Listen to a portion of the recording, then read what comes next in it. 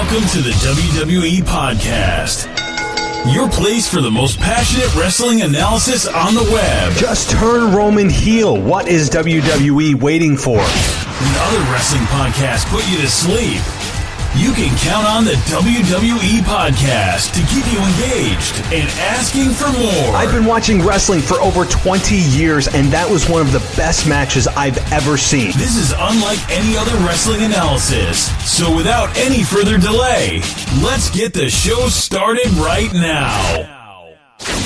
Welcome to the WWE Podcast. It is Tuesday, December 10th, 2019. Guys, welcome to the show, and we're going to get to Monday Night Raw and all of the insanity that was Monday Night Raw. Some really awesome stuff, too. There is and are some things that you will hear me critique and be a bit critical of, and rightfully so. But there's a lot of good here. A lot of good in a show that it felt different. There was something about this show that just felt different, and it felt like a turning point for a lot of different reasons, and we're going to get to all of those with Seth's official heel turn and aligning himself with Razor and Akam, the AOP, and making it official. A very heartfelt promo. I think a lot of truth was in that for Seth Rollins, and so that was pretty cool to hear. And so we're going to get into that and the just absurdity that was the Lana Rusev angle that people seem to somehow be tuning in for to see the train wreck. I think that it's a train wreck type of viewership that are spiking this segment, and to why Vince McMahon decides to place this at the very top of the show tells you that the numbers support his decision on this, which makes me very angry. I have not been in support of this angle. I have said it's been tolerant at times, and Rusev's performances at times have been the saving grace for this disaster of a Jerry Springer, Vince McMahon fantasy angle that he just can't help himself with. It's right clearly from Vince's brain and Kevin Dunn's brain of their constant struggle with and their goal of disassociating themselves with being a wrestling company by throwing out angles like this. But these are the exact angles that drive fans crazy, fans of wrestling crazy, and also give those who don't like wrestling a really ammunition to fire back at fans that do. It's that type of angle. So we're going to dive into that just in a moment. So before we do that, though, I want to invite you guys to check out the ad-free version of this show. It's on Patreon at patreon.com/WWE Podcast. So you can head on over there and get yourself an ad-free version of this show. If you don't like the ads, you feel like they're interruptive, well, easy solution. Head over there and get yourself on board for just $1 a month. You can get the entire library of this show ad-free. And lots of other good stuff on the way. You guys know the deal. You can go up from there and get tons of other big bonuses. And I'd invite you to check it out. But let's get to Monday Night Raw. Let's just do it. Let's go to the very top of the show here, where it was Jerry the King Lawler. And don't worry, but by the way, this is the go-home show to TLC. You wouldn't know that there's a pay-per-view coming, but this show mildly reminded you that there's a pay-per-view on Sunday. And WWE certainly sent the message that this is a C pay-per-view. I mean, it just is. And, come December, I expect nothing less. So this is not a slight on WWE, because to be totally frank, the nature of the business every December is to kind of put things on hold, do programs that are maybe run its course, or string out programs longer than needed to go past December into January, when we have the Royal Rumble of that really restarts things, and you get right into the WrestleMania season. So to me, this is nothing more than kind of a hold me over. I don't expect any major developments. And this is the perfect example that you could use if you are against once a month pay-per-views, where you could say, how about we only hold a pay-per-view when it's worth holding a pay-per-view? And this is just, it's kind of one of those, it's on the calendar, we got to do it. rather than saying, hey, let's build to a pay-per-view and build to a card and develop storylines in a proper amount of time so that when the pay-per-view comes around, it makes sense to have it and you have enough build and expectation and you have anticipation built for the pay-per-view. In this case, if anybody is actually anticipating TLC, I would ask that you see your local medical facility, because I just don't know how anyone is super excited about this. And, this week, I will cover it, of course. I will still watch it, of course. And am I mildly excited? I guess, because it's a pay-per-view and, we'll get tables, ladders, and chairs, and we get to see and hear toys referred to, chairs and ladders and actual weapons referred to as toys. Even Samoa Joe making that cardinal sin reference of saying that, weapons were, somebody was going to the toy box. I forget who it was. It might have been the Kabuki Warriors before they put Becky through the table. He's mentioned, they're going to the toy box. I don't understand how that's beneficial to, or in a way that makes this segment feel more important and makes it seem like what's happening to Becky is serious. When you refer to toys, I don't think serious. I know it's a cute way to refer to weapons, but we don't say the word weapons. I don't know what it is. I just don't understand the logic behind referring to weapons as toys. But we'll get a lot of those references on Sunday, I'm sure, because it's a cute way to refer to weapons. So get ready for that at nauseum come Sunday. So anyway, we start out with Jerry the King Lawler on Raw. And, of course, Jerry the King Lawler is the one to be hosting this, because who else but Jerry the King Lawler to get involved in scandals?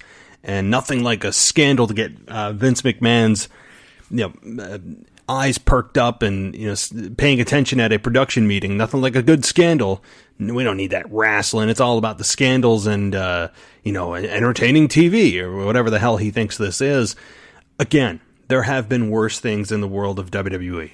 Certainly, but this is getting just weird, because not only is it just in terms of logic and in terms of continuity and in terms of common sense, is this just littered with holes in all of those areas, but it's kind of obnoxious to watch at times, and unfortunately the crowd continues to support it. Which is why Vince goes, "Oh, damn it, I told you, this is good, you know what," right? So, anyway, let's go here. So, Jerry the King Lawler comes out, and he invites Lana out, who comes out with her lawyer, and Rusev comes out next. So, Lana and Rusev sit down at the table, and Lana starts cutting a promo about how Rusev made things all about him when the fans started chanting Rusev Day. So, let me get this straight. Lana originally said, I did this because all you wanted was sex. And then you cheated on me. Then it's all about Rusev Day. And it's all about you. You make it all about you. And this is what makes it even weirder, right? So Lana says that she is waiving the distance clause in her in her restraining order for tonight, so that they could get this signed. But hey, you can actually have these mailed in or just meet separately with your attorneys. But hey, so she has a waiver on the distance clause. And then later in the promo, in their just obnoxious argument, we have Lana say that if you take any steps closer, I'll have you go to jail for a very long, long time. So I guess you can just arbitrarily decide when you want to activate the restraining order restriction and just verbally say that you're going to now start upholding the distance clause. Isn't that what a restraining order is in and of itself, though? There's not really any other provisions as far as I know. The biggest is just you can't come within X amount of feet or yards or miles of this person, right? I don't know. So I guess you can just arbitrarily decide when to activate it and not just by saying it. That's a thing legally, right? So we have her coming out, and Lana continues ranting, says she's smart and intelligent, and blames the WWE Universe. I still hate that term. It's been invoked now for like 7-8 years or something, maybe more, and I just can't stand this corporate label they place. They can't just say WWE fans. They have to say universe. Why? And just they're fans. I'm not a universe. I'm a fan of WWE. Well, it's an all-encompassing term for the fans. It sounds stupid. There's no other way to put it. Does anybody else feel this way? Or am I the only one that just continues to rag on about this WWE Universe label? We're fans. I'm a fan of WWE. I guess fan is an antiquated term, probably according to Vince McMahon, and I don't know. I'm on a Vince McMahon tirade right now. Okay, moving down. Lana continues, and Rusev tells the fans this is what he had to deal with his entire marriage, and points to some footage on the screen of Lana and Lashley being arrested last week. And Lana freaks out and starts ranting again. He'll never find someone like her. Rusev says he can barely stand her and doesn't want to find someone like her. And Lana says Rusev chose WWE over her and screams. And I mean, it's bizarre. And her threatening to put him in jail for if he violates the restraining order, which again she just activated by saying it, is laughable considering the last 3 times he violated it. In the restaurant, throwing Lashley off the stage, and last week, none of that makes any bit of difference. And she said that if he violates it every single time, he's going to go to jail, of which he has not done. And I can tell you, if you violate a restraining order that blatantly, you do go to jail. So it makes no sense how Lana never invoked him or enforced that on him to have him arrested. It's just empty threats, and none of it ever came to fruition. It's bizarre. So, I mean, can you tell this storyline was not thought out? Can you tell it was just like a brainchild of Vince McMahon in a boardroom meeting and production meeting saying, what if we have Lana and Rusev get a divorce, and it's Lana comes out and starts making out with Bobby Lashley? Wouldn't that be great? You know what? I want to say the word, but it's PG. I just can hear the nonsense, but no congruity and no structure put around it. It's the most flaccid, there's a word for you, loose, just bizarre structure around a story that I've ever seen. It's all over the place, and it's impossible to follow. And I don't know. So let's move on and put on. And honestly, what makes this even harder is Lana's performances on the mic are weird. I think the only thing good about it is she's a really nice to look at. Yeah, she's a really good looking woman. Okay. Yeah, I know that, but that's really the only redeeming quality at this point. She has weird inflections and moments when she pauses when she shouldn't, and sometimes her emotions don't feel legitimate. She's not the worst promo in the world. I just don't think she's found her stride yet, which also makes this kind of double bad. And Rusev, honestly, he's had his moments, but Rusev, I think, has underperformed at times where he could say lines that would be much funnier and more time, better time than the things that he said. I'm just ranting. Okay. So, let's keep going here. They argue over the custody of their puppy. Yeah, they actually do this and start yelling. Lana signs the divorce papers first, and Rusev says before he signs, he needs something from Lana. He wants a match with her boyfriend. Lashley comes out, starts talking trash, and says that once he signs this paper, he's going to marry Lana, and Rusev says that's fine, as long as he still gets to fight Lashley on Rusev Day. So, all right.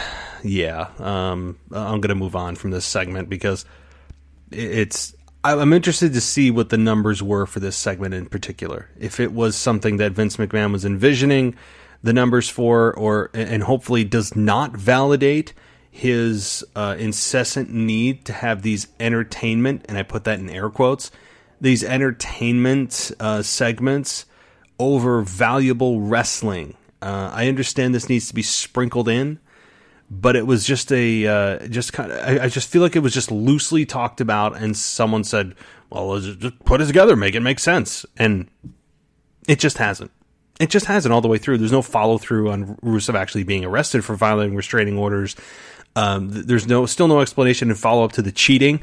If Rusev was actually, or if Lana actually believed he cheated, and why did Lana believe Bobby Lashley cheated? Or I'm sorry, why did Lana believe Bobby Lashley that Rusev cheated and not just ask Rusev? I mean, that's because that was the first time he heard about it. There's so many things. It's bizarre. Okay, moving on the line here. Kevin Owens is backstage. Owens says that Rollins is the one who told AOP to attacked him last week. And he thinks it's because he's the only one who stood up to Rollins during his little speech. And he goes on a hunt for AOP and runs into Mysterio, who then lends him his lead pipe. So this was a nice hook throughout the show. I like when there's a hook or a main storyline woven throughout the show. It has worked in the past. It's a tried and true formula, and I like when they do this because it keeps you wondering what's the payoff. It keeps you wondering, how is this going to end, right? And I think they did a nice job with this, and credit to Kevin Owens for being the smart babyface. He's been, extremely intelligent throughout this whole storyline, which I like. He's consistently smart, and not believing anything that Seth Rollins says. So, all right, we had Drew McIntyre versus Matt Hardy as well, and Drew McIntyre won, as he should. I understand Matt Hardy is Matt Hardy, but Drew McIntyre is the future. I mean, let's face it. Drew hit his finish, the Claymore. And just that's the way it was. It was a matter-of-fact win against a significant star. And I think this is hopefully, I keep saying this, I hope it's the rebuild of Drew McIntyre and an actual attempt to build a foundation for a true push for Drew. I will sing his praises until he gets what he deserves, and that is a long championship run. Like 6 to 12 months being champion. I think he could do it. I think he has the ability. He has the athleticism. He has the promo ability. He has the believability. He has the presence. All of the above. He has everything you need. Every box you could check, he has. I love it. He's got the stature, everything. So, I hope this win is not just we got to get Drew McIntyre on the show, and Matt Hardy's still around, and he's credible, so let's have Drew beat Matt. I hope there's a plan here. I hope there's a meaning behind this win, because Matt Hardy is not, your local performer. Matt Hardy is Matt Hardy. I mean, think about the legacy he's left in pro wrestling, not just in WWE, but even in TNA. The broken Matt Hardy. Remember that? We all remember that. It became woken Matt Hardy, or whatever it was in WWE. They couldn't get the rights to it and just became woke Matt Hardy, which is ironic considering the political environment we're in now, right? For those that follow politics know what I'm talking about. But I think that Matt Hardy having Drew beat Matt the way he did and in the time frame he did should mean something. I don't need it to be just another win. Matt Hardy, again, we need to realize who Matt Hardy was and is and represents. So I just don't want it to be a nothing win. Okay, we go backstage where Charlotte approaches Becky. They talk about their issues, and Charlotte offers to form an alliance with Becky to take out the Kabuki Warriors, which Becky declines and says she's going to take them 2-on-1. So we then get backstage, and by the way, I will say about Becky and Charlotte, I like this more than I thought I would. Once Becky and Charlotte ended felt like years of a program, which, again, they're very good in the ring together, no doubt, which is why they kept them together for so long as opponents. And I said I didn't want to have these two in any kind of segment together for years, right? I don't need to see them in the same segment for any reason ever again. I mean, but seeing them try to, I guess, hesitantly form an alliance is a good strategy. And I like how Becky is dismissive of Charlotte at first. They acknowledge they don't like each other.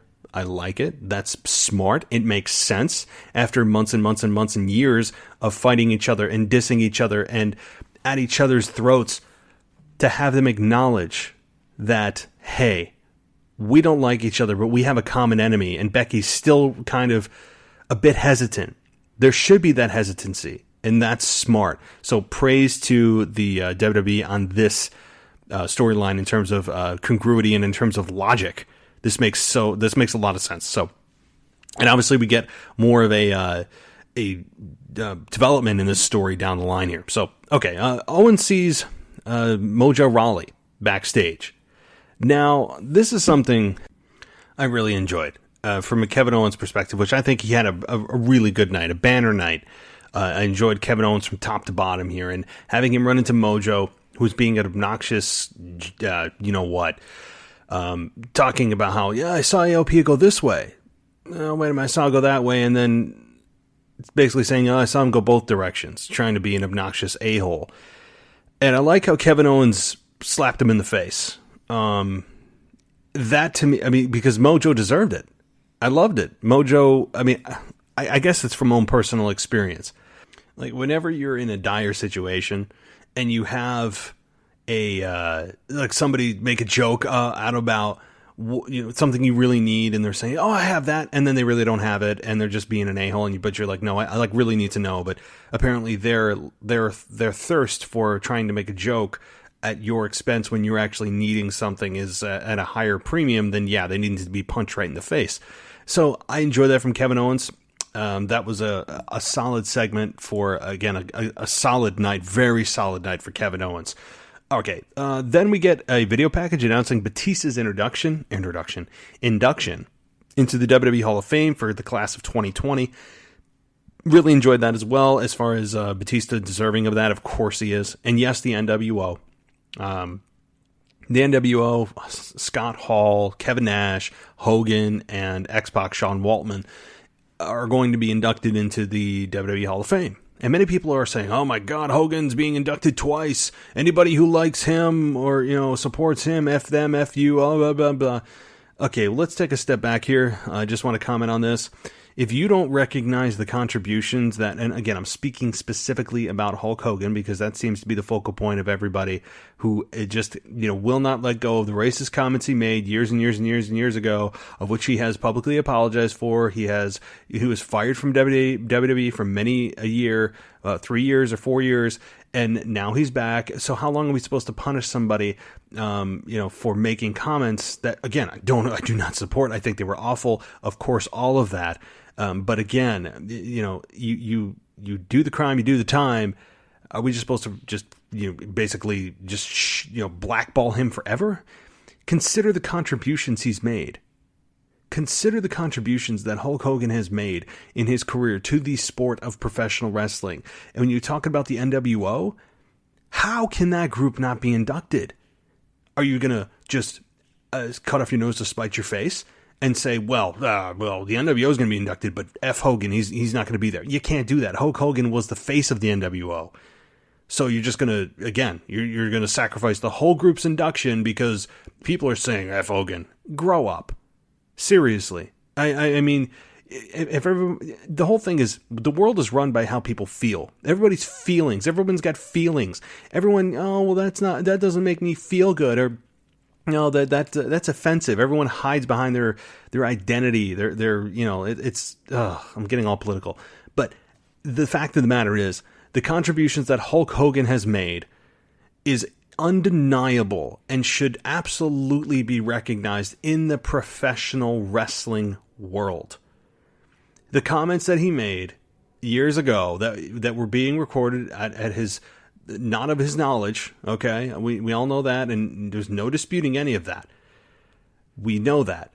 But to negate everything he's contributed to the wrestling world for the silly comments he made, of which he's apologized for and been punished for, I think is a little bit, it's a little bit of overkill to really destroy everything he's done because of that. I mean, so anyway, I think I've made my point, but the NWO absolutely are deserving. I don't care if Hogan's in twice.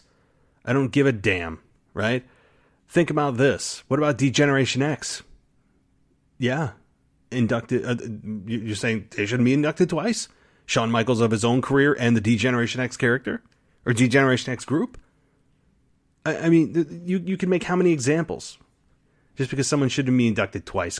Get over yourself. Seriously. All right. Comments on Twitter. Sometimes these comments on Twitter are just, and I'm not going to name who it is or anything like that, but people are just, some people just, ugh. All right, moving on to the Viking Raiders and Street Profits. We got the Street Profits here, and not just this segment, but by the way, they lost this relatively quickly, and I like that the Viking Raiders, though, are at least getting a little bit of a shine. I don't. You can't say they're truly heels. I mean, they had good. All four men had good sportsmanship at the end, even though that the Viking Raiders beat the Street Profits straight up. There was some mutual respect there, which says that, hey, we're not heels. We're all baby faces here. And so I guess they're still defined as faces, and that's fine. But I feel like the Viking Raiders never capitalized on their initial win. Their initial victory that the crowd seemed behind. I remember the pop they had. They had a lot of momentum behind them after winning the belts, and then it just got dropped. And that seems to be the theme a lot of times with WWE booking, where you have somebody make a turn, win a championship, and then there's like, what are we doing after that to keep the momentum going? Well, I don't know. It'll just kind of be a self-fanning flame, and you'll just keep going. That's not how it works. And it seems like a lot of times those are big decisions made and no follow through. Big mistake. But the Viking Raiders are trying to revive whatever momentum they had. And so after the match, we got Seth Rollins coming out to the ring and takes the spotlight and gets on the mic and calls out ALP. They have unfinished business. And then we have Kevin Owens come out. Owens says he gets to the ring and exchanges words. Owens says if the AOP was here tonight, he would have found them already, and trashes Rollins, and Rollins ends up leaving. The AOP appear on screen and speak in some foreign language again, which they need to do something about that. I mean, maybe that's their gimmick, and maybe it'll work. I doubt it. I'm not a fan of not understanding what wrestlers are saying. I don't mind it here and there if they have a second language of which they feel superior whenever they use that language to belittle the fans that don't understand their language of their home country or whatever. But if they are 99% of the time speaking in their native language, it's not a good way to communicate to fans that 99.9% do not understand what the F you're saying. Outside of the first word he said, which was Kevin, and then he went into a jibber jabber. I mean, I have no effing clue what he said. And same goes for the Kabuki Warriors, but we'll get there. So, Owens tells him to bring it, but instead Sami Zayn and Mojo Rawley comes out, and Sami says he's not just a manager, he's a liberator, and what Owens did to Mojo backstage was out of line, and says it was wrong, and he wants Owens to do the right thing and apologize. He asks Mojo to apologize, and Mojo gets in Owens' face, and Sami tells him to calm down. And Mojo says anybody can be a tough guy with a pipe in their hand. Owens throws him the pipe, then gives him a stunner. Sami retreats, and Owens nails Mojo with the pipe. Good stuff here. A little bit stone cold here. I'm fine with that. I don't want him to be a direct reflection of Austin, but the stunner is synonymous with stone cold. This was kind of a stone cold moment. I enjoyed it. I enjoyed Mojo Rawley, for the first time getting the spotlight in a way that might have been the most in his entire career. I mean, yeah, he got laid out on his back, but he showed a little bit of something here. I feel like he can be a much better heel than he can be a babyface. There's something here. There's something here with Rawley, and I know it was brief, but Mojo Rawley has something that maybe they can build on. And I love how Sami Zayn at least explained how the hell he's here. That he's got a managerial license, which I don't even know if that's a thing, but apparently it is. And that since he has that license, it allows him to go between shows. I like it. Thank you for explaining. At the same time, I knew WWE could not help themselves but violate the draft sooner rather than later. So there's that too. But I at least like that they explained it. Back from commercial break, we see Kevin Owens walking through the halls of the arena looking for AOP. And then we get Aleister Black versus Akira Tozawa, of which, guess who wins? Aleister Black, right? No surprise there. Aleister Black continues to just win against these lower mid-card guys. And it's almost as if he's kind of a pot simmering, and they're just continuing to stack up wins for him, establish him as a big threat so that when he gets to a competitor that is a little bit tougher, a little bit harder, a little bit more legitimate, how is he going to stack up against them? So I'm fine with this. Eventually they're going to move him up. Nothing wrong with this. Humberto Carrillo versus Andrade. Some good offense at the beginning from Humberto. Several kicks, standing rolling moonsault for a 2 count. Andrade set up Humberto for the running knee strike in the corner, but Humberto dodged it, hits a drop kick, then an Aztec press for a 2 count. Andrade came back with his running knee strike, but Humberto fired back with a running kick. Then Zelina gets on the apron and Andrade ends up accidentally running into her and knocking her to the floor. Humberto hops up on Andrade's shoulder and pins him with a victory roll for the 3 count. The only thing coming out of this, first of all, Humberto Carrillo winning is, I think, needed for Humberto, who continued to put up a good fight, or as Michael Cole would say, a very game Humberto Carrillo. That seems to be, well, it's not even Michael Cole, it's just the announcers in general are, what's the word of the day? What do we say? Are they very game, right? Or would somebody take them to the limit? I don't know, whatever the phraseology of the day is, but Humberto needed this win more, I think, than Andrade did. I think the development here for Andrade is that he and Zelina, for the first time, had a miscue. Can they survive it? Is this a trend? We'll see. That's the story here. Not that Andrade lost, but how he lost with Zelina is Andrade's story. And the bigger story for Humberto is, hey, getting a win. He needed a win. He needed one. Okay. But after the match, Zelina and Andrade get into a shouting match. So, again, take that for what it's worth. It could be just temporary. Maybe they'll resolve it next week, but could the two be on a split? I hope not. I like Zelina and Andrade. I think she adds a hell of a lot to his character. I really, really do. I think she adds more than the average manager does. Okay, Rey Mysterio's backstage for a promo. He gets says the U.S. title means everything to him and cuts a promo on AJ, and then that's pretty much it. We get a promo for Austin interviewing Goldberg on the WWE Network, which I can't wait to check out. Very interested in that. I love the Broken Skull session so far. I know it's only one episode in with Taker, but I like the format. All right, let's see here. Kevin Owens is shown backstage walking around again with a metal pipe, finds the truck that AOP arrived in, and it looks like there's somebody sitting in there after he just basically trashes the van with smashing the windows, putting the scratches on the car, busting up handles. He gets into the van in the back and looks like someone's sitting there with his back turned. AOP attack Owens from behind and beat him down. They slam Owens' head into the van of the door, and then Seth gets out, revealing the hoodie he has on and an evil look on his face, and gives a curb stomp to Owens on the arena floor, and then Seth walks off with the AOP. So here's where the full turn happened. I mean, yes, the turn happened at that moment, but here's Seth's explanation. And I'm surprised that they actually went this far to explain it, on the same show. It felt like it was what would happen the next time Raw came on the air next Monday. I think it was done because we have a pay-per-view Sunday, and they wanted to firmly establish Seth as a heel, and they wanted to get this group together to do some damage at TLC. I think that's where they were going. So that's why they had to kind of put this 2 segments into one show type of deal. But Seth comes out and says, "What do you want from me?"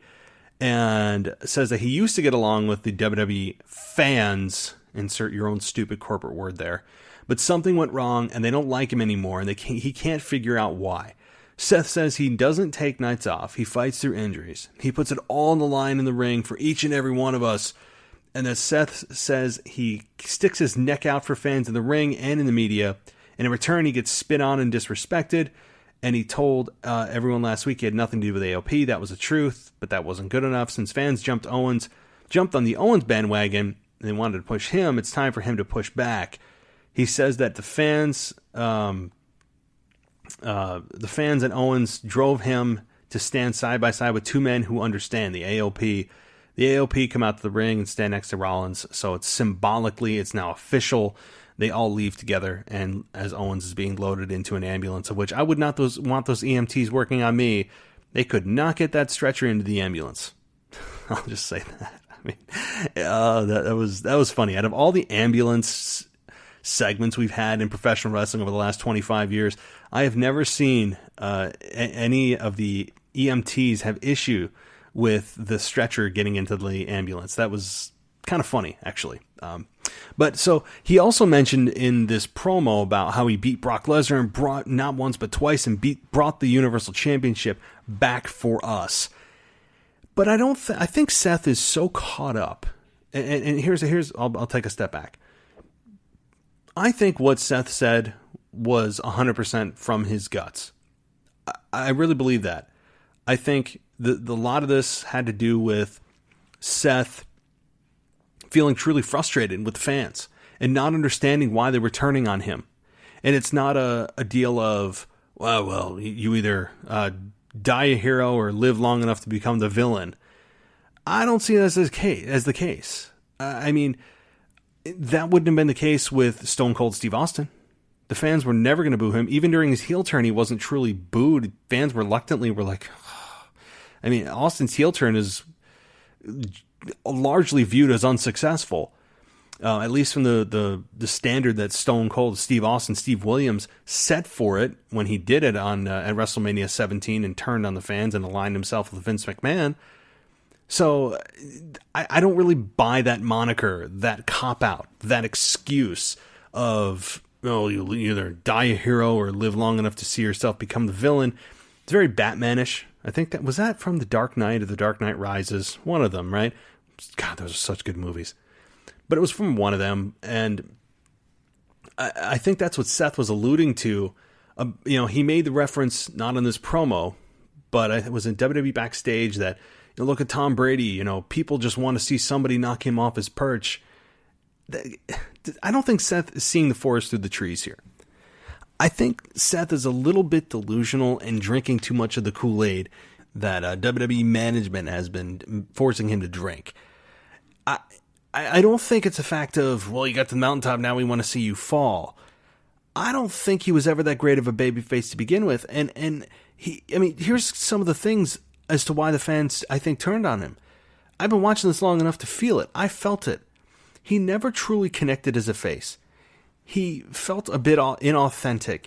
He was saying and doing all the right things, as he said. That's the problem. He seemed a little bit too good, or all of his speeches and his promos of the "we did it" stuff, all of that was a little bit too clean.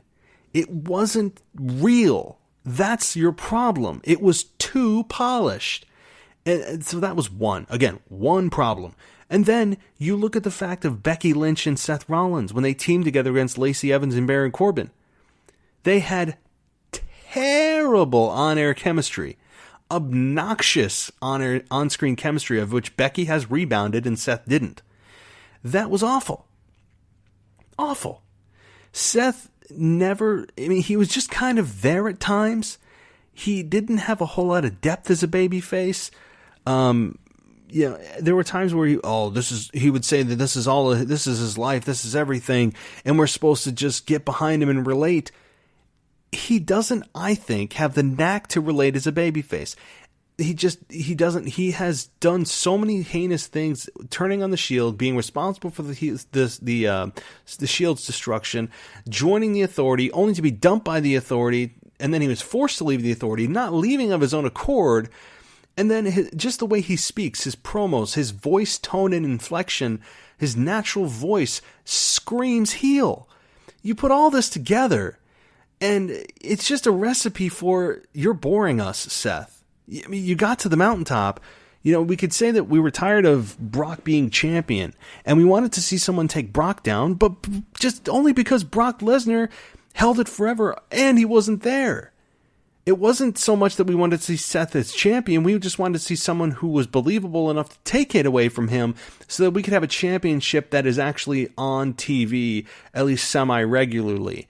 And that's what I think it was. And Seth was the only believable guy that could do it and was really good in the ring. And it's not about Seth, I put it all on the line for you guys. Here's the thing. Here's the thing that I think a lot of people are missing in today's 2019 professional wrestling ideology. It's not about always having 5-star matches. I am not of the belief that having 5-star matches consistently will make you a huge star. I don't believe that. And when I say 5-star matches, I'm talking about the standard that is set by 2019 and soon to be 2020. Where we have to do kickouts of finishers and crazy moves and crazy reversals and 720 splashes and 14 suicide dives. That is what 2019, 2020 wrestling has become, of what the definition of this is awesome chants are deserving of. And I'm not of that belief. I'm not in that crowd. I'm of the belief of having an awesome story. Awesome story. Put it on damn creative. Put it on creative to come up with these stories. That's their damn job. And yes, execution is the other piece, of which you have to have agents help the help the wrestlers do what they need to do to execute it execute it in the way the vision was laid out. And there are two players in this in the success of a storyline coming together and the match being great. I don't always need a 5-star match. It's not always about having a 5-star match, at least in the standard of today's 5-star match standard. I don't need that.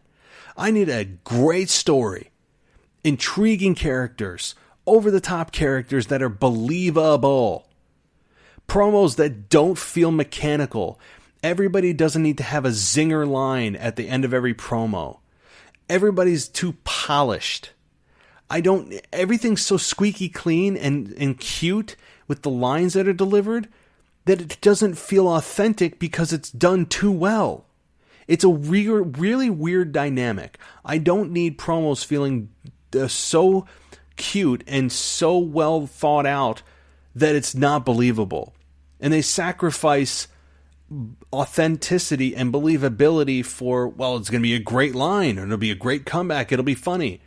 No, I would rather have a guy or gal go out there and give me what's in their brains, know which direction they're going, tell me how to get there, and I'll get you there, and have intriguing characters that can go out and can put on a good match, but tell a good story in the ring at a pace that a story is supposed to be told, and that's chapter by chapter. It's almost as if in today's world of wrestling, and even, again, in WWE specifically too, you have almost a speed reader who is controlling the WWE or the wrestling world. In other words, I have somebody who's just going flip, flip, flip, flip, flip the page, flip, flip, flip, flip, flip, flip, flip, instead of someone who's dissecting and digesting what they're reading and understanding the story going on and having a commentator talk about what's going on in the ring and not just speeding through, talking about other crap. Let's get to the next thing. I feel like the matches go too quick, and I don't. Okay, so I'm ranting, but anyway, I don't even know how the hell I got here. Let's get back to Monday Night Raw because I'm going way off. But the whole Seth thing is how I got here. I was looking at my notes. That's how we got here with the whole Seth deal. I will praise this for the fact that it felt real. I am 100% behind Seth Rollins and AOP. I think that's a hell of an intriguing group.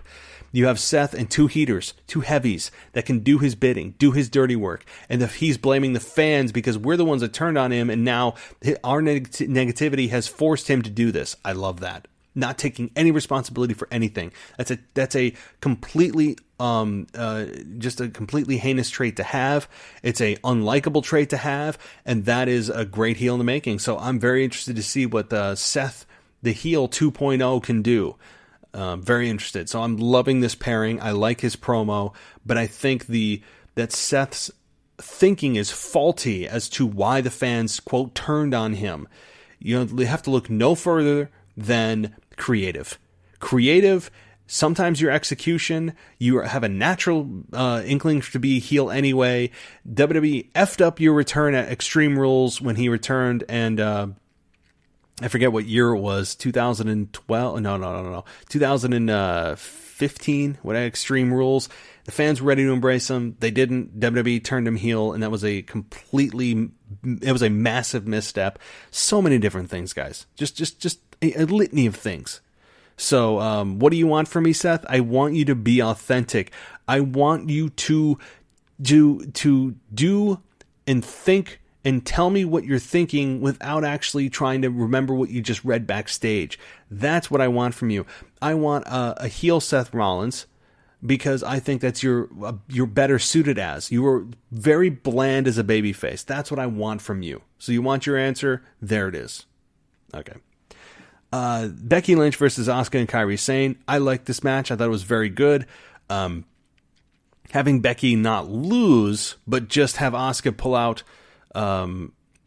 pulls Kairi out to ringside as she was being put in the disarmor. And then Becky follows him outside. Asuka hits Becky with a steel chair, and the ref calls for the bell. So yeah, Becky won, but it was by disqualification, so it doesn't really count, I guess. Asuka and Kairi set up tables at ringside. They lay Becky on it, and Kairi goes up to the top and gives Becky the flying elbow drop through the table onto the floor. Becky is backstage getting iced. Charlotte comes in, then leaves, and Kairi and Asuka attack Charlotte. They beat down Charlotte in the hallway and leave. So that leads to an interview backstage where they challenge Charlotte and Becky to a tag team match, and they'll put their women's tag team titles on the line. This is where things kind of go off the rails for me. As much as I'm enjoying Kairi and Asuka as a team and becoming relevant and badass and legitimate and kicking women's asses, which I'm 100% behind. I think that's a great strategy. They feel more relevant. They have new entrance music. Although their attire and their struts to the ring don't really fit their new music, it's particularly Kairi Sane, who's still twirling her umbrella around. I would like to see them be more of a cohesive unit and conform to the great music that they now have together. Just their movements and their entrance isn't syncing yet. They have the music now. Kind of modify your movements and your outfits. I think your attire would help. So. And also, I don't understand the fact that they're heels offering up their tag team championships to Becky and Charlotte. I mean, that doesn't make sense either. It's a little bit backwards, but I'll roll with it because I don't feel like getting on another rant. So we have Eric Rowan and an enhancement talent. Eric Rowan destroys this individual. I didn't get his name after he grabbed the cage that's carrying something and tried to take it, but I guess Eric Rowan caught up to him and gave him the iron claw 4 times, something like that. The ref called for the bell, so I don't even know what to make of it. He yells at this individual and goes up to the cage and says that everything's okay now, and he called it somebody, or someone rather. If it was so precious to him, wouldn't he have, as he's in before the match, instead of having it 60 feet away at the top of the ramp, brought it back to the ramp so he could keep an eye on it? If it meant that much to him, I don't know. Okay, poking holes in logic. That's just what this show does. Poking holes in logic. Maybe I'll just rename the show. Okay, so back from the break, Becky and Charlotte are shown in the trainer's office. And they seem to agree to challenge Asuka and Kairi for their tag titles at TLC. Again, still reluctantly, Becky more so.